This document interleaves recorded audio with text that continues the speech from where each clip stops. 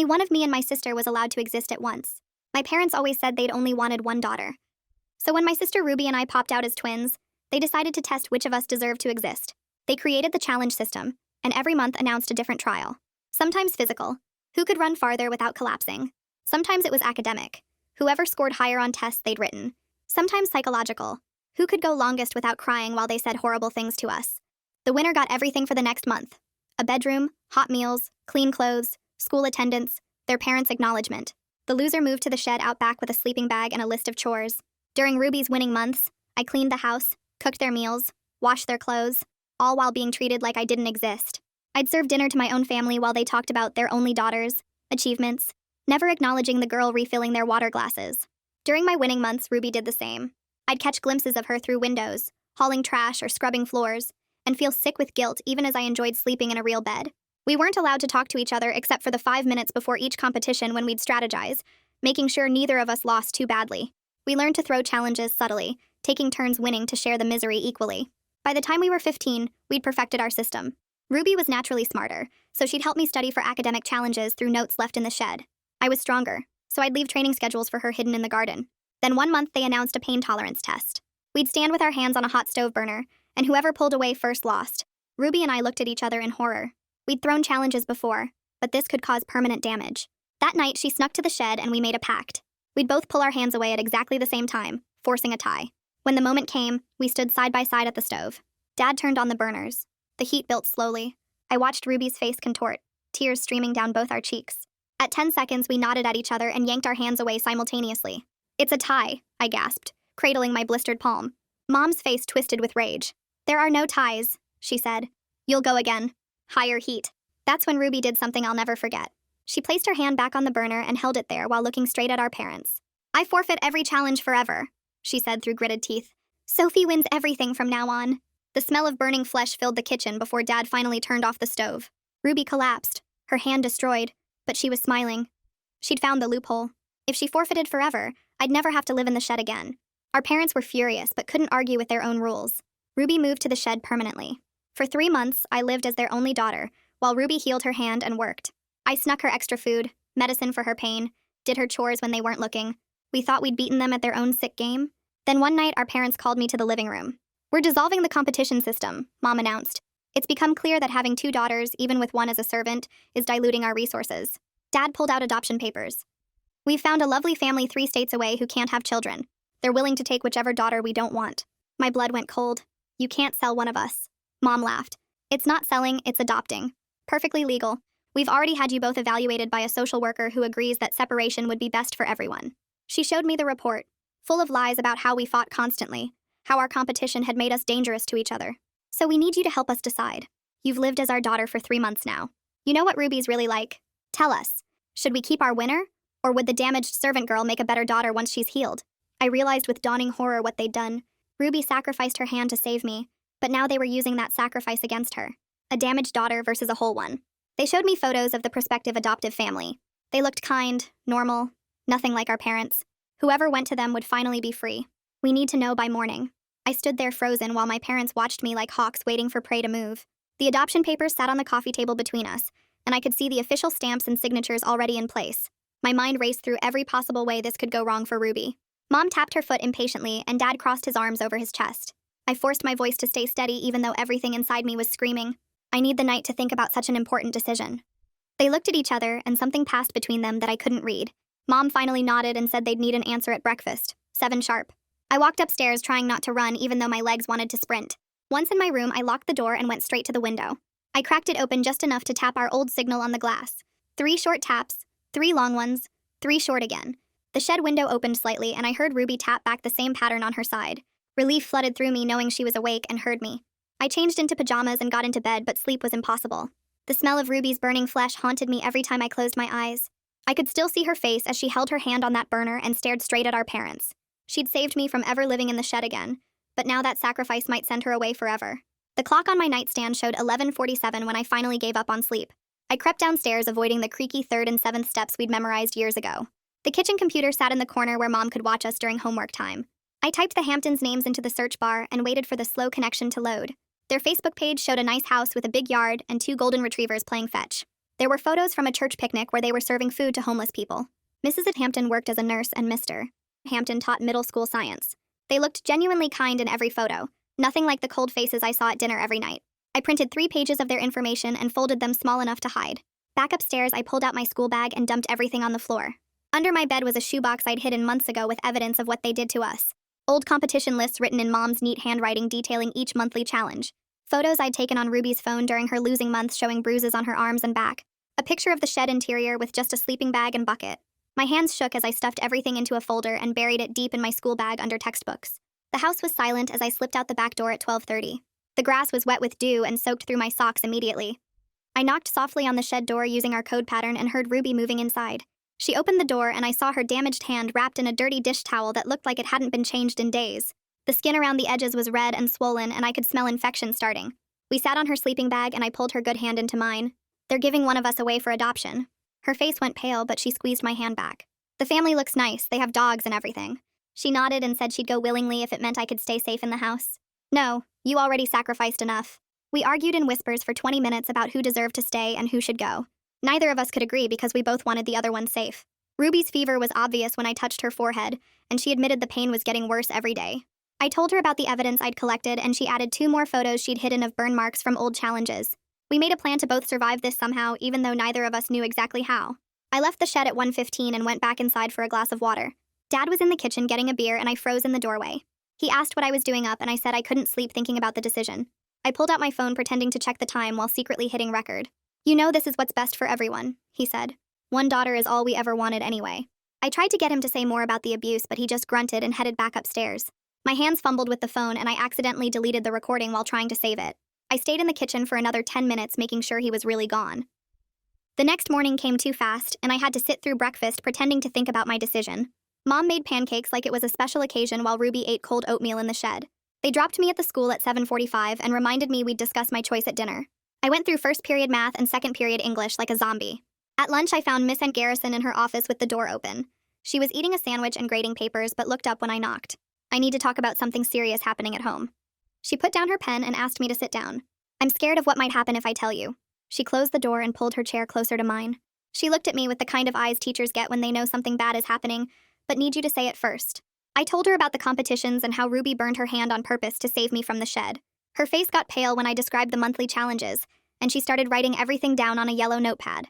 She asked if Ruby was getting medical care for her hand, and I shook my head because our parents said hospitals ask too many questions. Mrs. Garrison stood up and paced around her small office for a minute before sitting back down. Sophie, I need to report this, but I want to help you both stay safe. She scheduled another meeting for tomorrow after school and said she'd think about the best way to handle this. The walk home took forever because I knew Mom would be waiting. Sure enough, she was in the kitchen when I got there and immediately grabbed my phone from my backpack. Why are you 40 minutes late? I told her we had a group project for history and needed to plan our presentation. She scrolled through my texts and call log while I stood there trying not to shake. Write down all your teachers' names and their classroom numbers so I can verify this tomorrow. I got a piece of paper and wrote them all down while she watched over my shoulder. After dinner, I told them I needed to go back to the school because I forgot my math book in my locker. Dad drove me there and waited in the car while I went inside. The library was still open for tutoring, and I signed in with a fake name, then found a computer in the back corner. Mr. Wolf's email was on the original evaluation paperwork, and I typed carefully so I wouldn't make mistakes. I reminded him about his visit 3 months ago when he said we seemed like a happy family. I told him things had gotten much worse and Ruby's hand was infected from the burn she got during a competition. I begged him to look deeper this time and not just believe what our parents said. My hands were shaking, so bad I could barely hit send. Back at home that night, we all sat down for dinner like normal. Ruby came in from the shed to serve the food, and I saw how her face was red and sweaty even though it was cold outside. She barely put any food on her own plate, and when she sat in the corner to eat, she kept closing her eyes like she was dizzy. The dirty cloth around her hand had yellow stains soaking through, and the smell made my stomach turn. Our parents acted like they didn't notice anything wrong. Mom talked about her day at work, and Dad read the newspaper while Ruby struggled to even hold her fork. I wanted to say something, but knew it would only make things worse for her. The next morning, I checked my email at the school and saw Mr. Wolf had already replied. He said he'd schedule a follow-up visit within the week, and was required by law to notify our parents about the visit in advance. My whole body went cold reading that because I knew they'd have time to clean everything up and coach us on what to say. I deleted the email and cleared the browser history 3 times. 2 days later at breakfast, Mom announced that Mr. Wolf would be coming that afternoon for a routine follow-up. You'll both be on your best behavior and answer his questions properly. She made Ruby come in from the shed, and they spent an hour going over what we could and couldn't say. Dad went outside and moved all of Ruby's stuff from the shed into the garage storage area. They put gardening tools and old paint cans where her sleeping bag usually was. Mom made Ruby wash her face and put on clean clothes that actually fit. They rewrapped her hand in white gauze so it looked like a normal bandage instead of the dirty rags. She practiced her smile in the mirror while Mom stood behind her giving instructions. You're happy here, and the adoption is a wonderful opportunity for one of you to have new experiences. When Mr. Ed Wolf knocked on the door at 2 o'clock, everything looked perfect. Mom had baked cookies and the house smelled like vanilla. Ruby and I sat on the couch while our parents explained how we'd been having typical teenage problems. Sisters fight sometimes, and we think some distance would help them both mature. Mr. Wolf wrote notes and asked us basic questions about school and friends. Ruby smiled and gave all the right answers while I tried not to look at her hand shaking in her lap. Our parents talked about the Hamptons and what a loving family they were. They have a big house with separate bedrooms, and they're so excited to welcome one of the girls. After 20 minutes, Dad said he needed to get some documents from his office upstairs. Mom went with him, saying she knew exactly where they filed everything. The second they left the room, Mr. Wolf leaned forward and pulled a business card from his pocket. He wrote his personal cell number on the back and slid it across the coffee table to me. His eyes stayed on Ruby's wrapped hand and then moved to my face. Call me directly if you need anything at all. We heard footsteps on the stairs, and he leaned back in his chair just as our parents returned with a folder. They showed him report cards and medical records that didn't mention any injuries. After he left, Mom's fake smile disappeared immediately. The Hamptons can take whichever twin this weekend, so you have 2 days to decide, Sophie. My legs felt weak, and Ruby had to sit down because the fever was making her dizzy again. 2 days to choose who gets a real family and who stays here. The next morning, both our parents left for work at 7:30. I waited 10 minutes to make sure they weren't coming back, then went to Dad's office. The adoption papers were in the top drawer along with the fake reports saying we were violent with each other. My phone camera clicked over and over as I photographed every single page. The lies were so detailed about fights that never happened, and injuries we supposedly gave each other. My hands shook holding the phone, and I had to retake some pictures because they came out blurry. 20 pages of documents that would separate us forever based on complete lies. I put everything back exactly where I found it and slipped out of the office, my heart pounding so hard I could hear it in my ears. The school day dragged on forever, and I kept checking my phone to make sure the photos were still there. After the final bell rang, I went straight to Missy Garrison's office and knocked on her door 3 times. She opened it and saw my face and immediately closed the door behind me, locking it. I pulled out my phone with shaking hands and showed her everything, swiping through photo after photo of the competition lists, the fake reports, Ruby's wrapped hand from different angles. She sat down hard in her chair and covered her mouth with both hands. I told her about the shed, the monthly challenges, how Ruby burned her hand on purpose to save me from ever losing again. Her face went white when I described the stove competition and how our parents made us hold our hands on the burners. She picked up her phone and started dialing before I even finished talking. I have to report this to CPS right now, she said, and I nodded because I knew she would.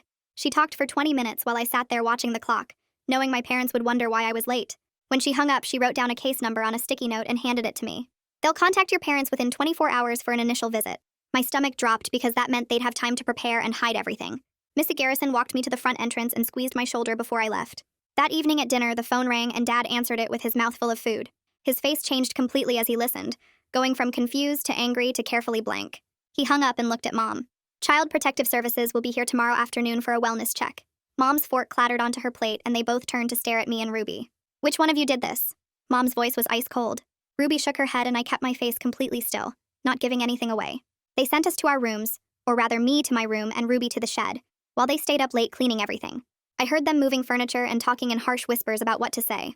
Around 11, Mom unlocked the shed and shoved Ruby inside without any dinner, assuming she'd somehow gotten help at the school. I waited until 1 in the morning when I knew they were asleep and snuck outside with crackers hidden in my pajama pockets. Ruby's window was cracked open just enough for me to push the crackers through. Her good hand reached out and took them while her burned one stayed hidden in the darkness. The next morning, I left for school early and stopped at Nina Archer's house 3 doors down. She was watering her roses when I walked up her driveway. I pulled an envelope from my backpack, thick with printed photos and handwritten notes about everything that had happened. Can you hold this for me just in case something happens? I asked, trying to keep my voice steady. She took the envelope, and that's when she saw the bruises on my arms from where Dad had grabbed me the night before. Her eyes went hard, and she nodded immediately, tucking the envelope into her gardening apron. Do you need help right now? She asked quietly. I told her CPS was coming today, but to watch for anyone official looking and let them know about the shed if they asked questions.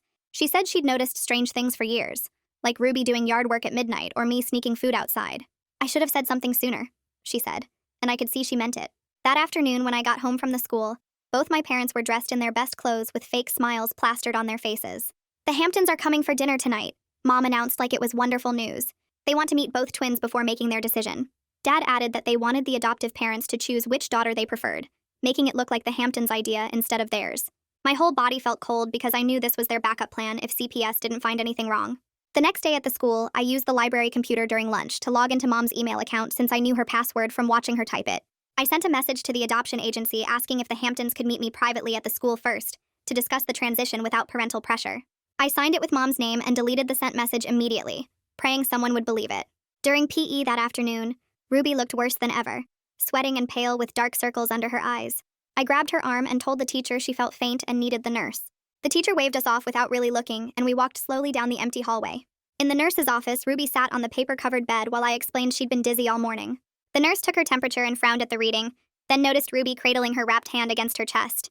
"Let me look at that," she said gently. Ruby tried to pull away, but the nurse was already unwrapping the dirty bandages. The smell hit us first, sweet and rotten, and then we saw the angry red streaks running up Ruby's arm from the blackened burn. The nurse gasped and immediately grabbed her camera, taking photo after photo from every angle. She picked up the phone on her desk and I heard her say the words, "Mandatory medical neglect report," to whoever answered. Ruby started crying and begging her not to call anyone, terrified of what our parents would do, but the nurse was already dialing another number. "I need an ambulance at Jefferson High School for a severely infected burn injury," she said firmly. We could already hear sirens in the distance when someone knocked on the nurse's office door. A woman in a gray suit walked in holding a tablet and a folder with the CPS logo on it. "I'm here about Sophie and Ruby," she said, looking between us. "I'd like to interview you separately if that's okay, starting with Sophie." She led me to a small conference room down the hall, while Ruby waited with the nurse who was still taking photos of her infected hand. The investigator closed the door and pulled out a recorder, but I was already reaching into my pocket for the folded piece of paper I'd been carrying all day with Nina's address written on it. I slid it across the table and told her about the envelope full of evidence I'd given my neighbor to hold, how Nina had seen the bruises on my arms and agreed to keep everything safe. The investigator nodded and wrote down the address, saying she'd send someone to collect it immediately, and that I'd done the right thing by creating a backup of evidence. She asked me questions for almost an hour about the competitions, the shed, the adoption threat, and I answered everything while watching the clock, because I knew my parents expected me home soon. When she finally let me go, Ruby was already being interviewed in another room, and the nurse told me to go straight home so my parents wouldn't get suspicious. I walked home slowly, my legs feeling like jelly, and found Mom in the kitchen already dressed up for dinner with her fake pearls on. She told me the Hamptons were coming at 7 and I better not embarrass them, then sent me upstairs to change into my nicest clothes, which weren't very nice since most of my stuff was hand-me-downs from church donations. Around 6:30, I heard car doors slam and looked out my window to see an expensive sedan in our driveway, with a couple getting out who looked exactly like their photos online. Mrs. Hampton had kind eyes and gray hair pulled back in a bun, while her husband was tall with a gentle smile that reminded me of my old kindergarten teacher. They knocked, and I heard Mom's fake, cheerful voice floating up the stairs as she welcomed them inside, already starting her lies about how Ruby was at a friend's house studying for a big test tomorrow. I came downstairs and shook their hands, trying to look normal even though my brain was screaming about Ruby still being at the hospital getting her infected hand treated. During dinner, Mom kept steering the conversation toward what wonderful opportunities the Hamptons could provide for whichever daughter they chose, while Dad sat there nodding like one of those dashboard bobbleheads. Mrs. Hampton asked to use the bathroom halfway through dessert, and I jumped up to show her where it was, my heart pounding so hard I thought everyone at the table must be able to hear it. While she was washing her hands, I pretended to check for towels in the cabinet, and slipped a folded note from my pocket into her open purse sitting on the counter. The note explained about the shed where Ruby had been living, her burned hand from the stove competition, how our parents made us compete for the right to exist, everything I could fit on one piece of notebook paper in tiny handwriting. Mrs. Hampton came out of the bathroom and thanked me, picking up her purse without noticing the extra weight, and we walked back to the dining room together. Dad's eyes locked onto me immediately, and I could see he'd been watching how long we were gone. After the Hamptons left, he grabbed my arm hard enough to leave new bruises over the old ones, and pulled me into the hallway, asking what I'd been talking to them about for so long. I apologized and said I was just being polite, showing her where the hand towels were, and he squeezed harder before letting go with a warning to stop being so friendly with strangers. That night I couldn't sleep, wondering if Mrs. Hampton had found my note yet and what she would do about it. The next morning at the school, Mr. Garrison pulled me and Ruby out of first period, and Ruby's hand was wrapped in clean white bandages now with proper medical tape, instead of the dirty rags from before. She took us to the principal's conference room where 2 CPS investigators were waiting with notebooks and recording equipment.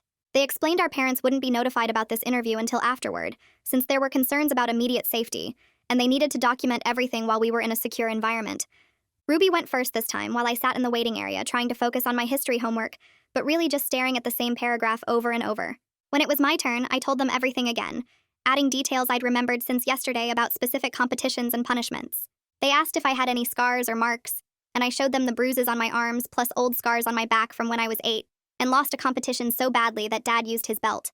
The investigators took photos of everything and had me sign papers saying my statement was true. After school, I went straight home like always, but Ruby had to go back to the hospital for another round of antibiotics through an IV. That night, I woke up around 2 in the morning to crying sounds coming from outside and realized Ruby must have gotten home and gone straight to the shed. Her fever was back and I could hear her moaning through my cracked window, the sound carrying across the dark yard.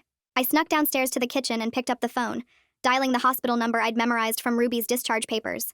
The nurse who answered listened to me whisper Ruby's symptoms, how she was burning up and crying in pain, and said Ruby needed to come back immediately because the infection might have spread to her blood. I heard footsteps on the stairs and hung up quickly, pretending to get a glass of water when Dad appeared in the doorway. He watched me drink the whole glass before going back upstairs, and I followed a few minutes later, praying someone would help Ruby soon. The next morning, I felt genuinely sick from worry, but played it up even more when I got to the school, telling the nurse I was dizzy and might pass out.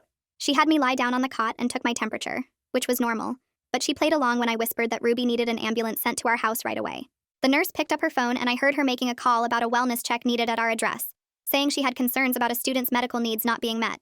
I stayed in her office until second period, then went to class, trying to act normal even though my stomach was in knots. Around 10:30, the principal's voice came over the intercom asking for me to come to the office, and when I got there, Mom was standing at the counter with her arms crossed and her face red. She told the secretary there was a family emergency, and she needed to take me home immediately. During the drive, she kept asking what I'd told the nurse, but I played dumb, saying I'd just felt sick and needed to lie down. When we pulled into our driveway, there was already an ambulance there with its lights flashing and paramedics carrying Ruby out of the shed on a stretcher. She was barely conscious and her skin looked gray, her bandaged hand swollen despite the antibiotics she'd been taking. Dad was arguing with the paramedics, saying she was fine and just needed rest, but they ignored him and loaded her into the ambulance. One of them said something about sepsis and organ failure if they didn't treat her immediately. Mom tried to get in the ambulance, but they told her to follow in her car, and I watched them drive away with the sirens screaming. At the hospital, the ER was crowded, but they took Ruby straight back to a trauma room. Dr. Kramer was the attending physician, and he took one look at her hand before ordering blood tests and IV antibiotics. While the nurses kept my parents in the waiting room filling out paperwork, Dr. Kramer examined Ruby more thoroughly and found old scars all over her back and legs, documenting each one with photographs. He asked her directly if someone had hurt her, and she just started crying, unable to speak through her fever and exhaustion. The nurse who was helping him mentioned she'd seen malnutrition cases before, and Ruby's muscle wasting looked similar, so they ordered nutritional panels along with everything else. The blood work came back showing Ruby had sepsis starting, and they rushed her to the ICU while I sat in the waiting room watching my parents pace back and forth like caged animals. Mom kept checking her phone every 30 seconds, and Dad's jaw was clenched, so tight I could see the muscles jumping in his cheek. After about an hour, the automatic doors burst open, and my parents stormed toward the ICU demanding to see their daughter immediately. Dr. Kramer met them at the nurse's station and calmly explained that Ruby was receiving critical care for a severe infection that had spread to her bloodstream. Dad's face turned red and he started yelling that they were taking Ruby home right now, that this was all a misunderstanding. But Dr. Kramer just stood there with his arms crossed. "She's legally required to stay for observation given the severity of her condition," he said, and I noticed 2 hospital security guards had appeared near the elevators. Mom tried to push past him, but the guards stepped forward, and Dr. Kramer added that any attempt to remove Ruby would result in them being removed from the hospital. While they were arguing, a woman in a gray suit walked up carrying a thick folder and introduced herself as the CPS investigator assigned to our case. My parents went completely white when she pulled out paperwork for emergency protective custody based on the medical evidence and multiple reports she'd received. Mom grabbed Dad's arm, and they both started talking at once about how this was all a mistake, how they were good parents, how the girls were just dramatic teenagers making things up. The investigator just kept writing notes while they talked, occasionally asking questions that made them stumble over their answers. She told them both girls would be placed in protective custody pending a full investigation, and that they'd be notified of the court date. That night after the investigator left, Mom cornered me in the hospital cafeteria where I was trying to eat a sandwich. She slammed adoption consent forms down on the table and told me if I signed them right now, Ruby could go live with the Hamptons, and this whole misunderstanding would disappear. "You're destroying our family over nothing," she hissed, but I pushed the papers back across the table and walked away. My phone buzzed with a text from an unknown number, and when I opened it, it was Mr. Hampton saying he'd found my note in his wife's purse and wanted to help however he could. He asked if there was any evidence he should know about that might help Ruby's case. I called Missy Garrison from the hospital bathroom, and she helped me set up a secure link to send Mr. Hampton photos of all the competition lists I'd saved, Ruby's medical records from the past few months, and pictures of the shed where the loser had to live. Within minutes, he texted back that he was contacting his lawyer immediately and would do whatever it took to help us both. The next morning, Nina showed up at the hospital with the envelope I'd given her and handed it directly to Ms. Garrison, who was there meeting with the CPS investigator. Inside were years' worth of evidence I'd been collecting, including photos of bruises, recordings I'd made on an old phone, and copies of the fake social worker report my parents had created. The investigator spent 2 hours going through everything while taking detailed notes and making copies of each document. Mr. Wolf arrived that afternoon looking pale and shaken, carrying his original report from months ago. He sat down with the investigator and formally revised his assessment, admitting he'd been completely deceived during his initial visit. He documented how my parents had coached us on what to say, how they'd hidden Ruby in the shed during his visit, and how he'd missed obvious signs of abuse because he'd trusted their explanations. He provided written testimony about what he should have seen and promised to testify in court about his failures. 2 days later, a judge reviewed all the evidence and granted a 72-hour emergency hold on both of us. The bailiff explained we'd be placed in separate foster homes while the investigation continued, and even though I felt numb with shock, at least Ruby was finally getting proper medical care. Her foster family lived just 10 minutes from the hospital so she could get daily wound treatment for her hand, which the doctors said might need skin grafts. The first time I visited her, we both just sat there crying, feeling guilty for getting our parents in trouble, but also relieved that we were finally safe from the competitions and the shed. My foster mom gave us privacy to talk, and Ruby kept apologizing for not being stronger, for getting sick, for making everything complicated. I told her none of this was her fault, and that she'd saved me by sacrificing her hand that day on the stove. Our parents started leaving voicemails on both our phones, first angry ones calling us ungrateful liars who were destroying the family, then pleading ones begging us to come home and promising things would be different. The CPS investigator collected all the messages as evidence and told us we weren't allowed any direct contact with them while the investigation continued. She explained that everything would go through official channels now, and that we were both safe from any retaliation. 3 days passed before the Hamptons filed their petition with CPS to become Ruby's foster parents, and since they were already approved for adoption, the agency moved fast on their application. The caseworker called me that afternoon to explain how Ruby would be moving in with them, while I stayed with my current foster family, and even though it meant we'd be separated again, at least she'd be with people who actually wanted to help her. My foster mom sat me down in the kitchen that evening and went over all the house rules, showing me where they kept extra blankets and towels, and which shelves in the pantry were for snacks I could take whenever I wanted. She walked me upstairs to what would be my room, a small space with yellow walls and a twin bed, and pointed to the lock on the inside of the door, telling me I could use it whenever I needed to feel safe, and nobody would ever make me open it if I didn't want to. The next morning, the CPS investigator arrived with a recorder and stacks of forms, and we sat at the dining room table for 3 straight hours. While I told her everything about the competitions, every single month one of us spent in the shed, every test our parents made us take. She wrote down dates and details about the running challenges where we'd collapse on the track, the academic tests they'd create just to watch us fail, the psychological games where they'd say the worst things until one of us broke down crying. Her pen never stopped moving as I described serving dinner to my family while they pretended I didn't exist, watching Ruby through the window hauling trash in the rain, the 5-minute strategy sessions where we'd plan how to throw challenges without getting caught. When I got to the part about the stove and Ruby's hand, she had to pause the recording because her own hands were shaking, and she said in 15 years of doing this job, our case was one of the worst she'd seen. Mr. Wolf showed up at my foster home 2 days later with dark circles under his eyes and a folder full of papers, and he sat across from me in the living room apologizing over and over for missing what should have been obvious signs. He explained how our parents had coached us before his visit, how they'd hidden Ruby in the shed and made everything look normal, how he'd believed their lies about sibling rivalry and never thought to dig deeper. He pulled out his original report and showed me where he'd written that we seemed like a loving family with minor conflicts, then showed me the revised report where he documented all the red flags he should have caught, promising he'd testify in court about exactly how our parents manipulated the system. Mrs. Garrison called my foster mom that week to work out the details of keeping Ruby and me in the same school, even though we were living in different foster homes now. She rearranged our class schedules so we'd have the same lunch period every single day, made sure we were in the same PE class, and even got us lockers next to each other so we'd have those few minutes between classes to check in. The first court hearing happened 2 weeks later in a small courtroom downtown, and our parents sat at one table with their lawyer, while Ruby and I sat with our guardian ad litem at another.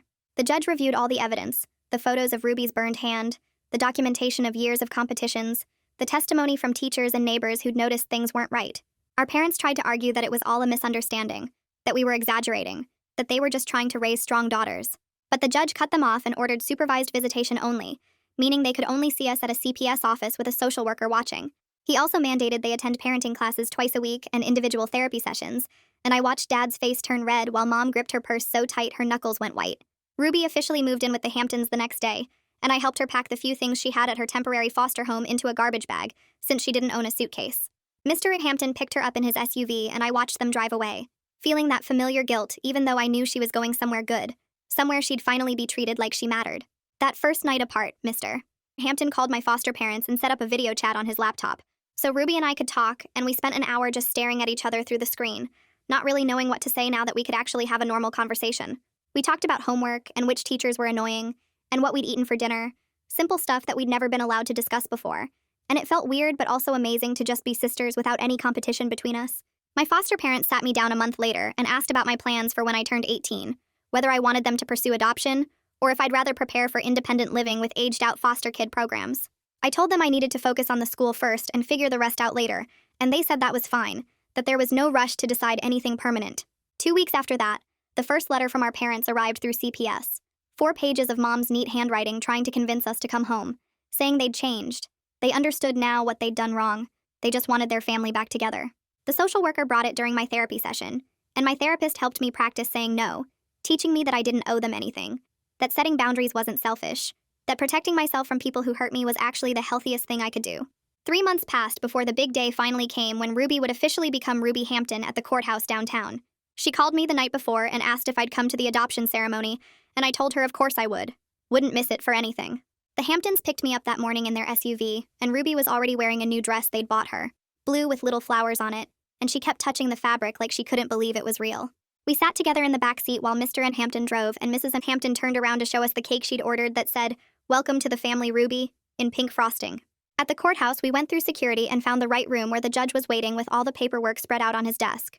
Ruby signed her name on each page with her left hand since her right was still healing, and the judge made it official with his stamp and signature. The Hamptons hugged her, and then they hugged me too and Mr.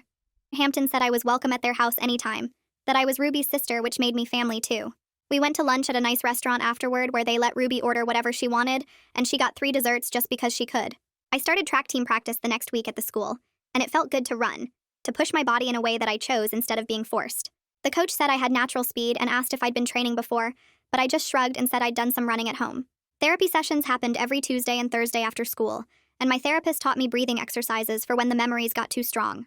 She had me write letters to my parents that I'd never send, just to get the anger out on paper instead of keeping it inside. I'd write about how much I hated them for what they did to us, how they stole our childhood, how they made us compete for the right to exist. Some days I'd cry through the whole session, and she'd just hand me tissues and tell me it was okay to feel everything I was feeling.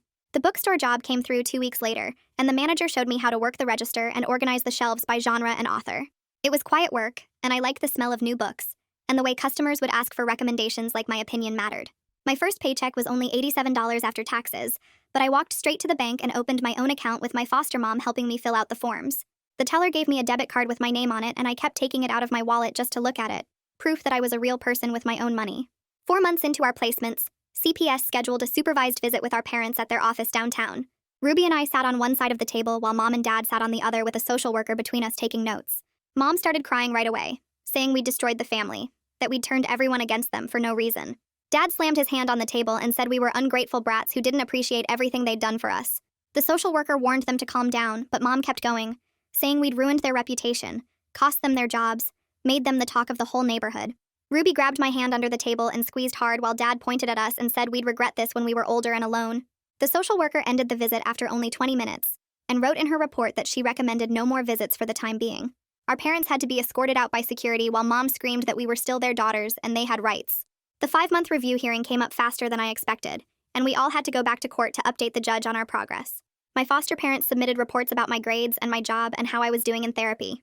The Hamptons brought photos of Ruby's room and her report cards, and a letter from her doctor about how well her hand was healing with proper treatment.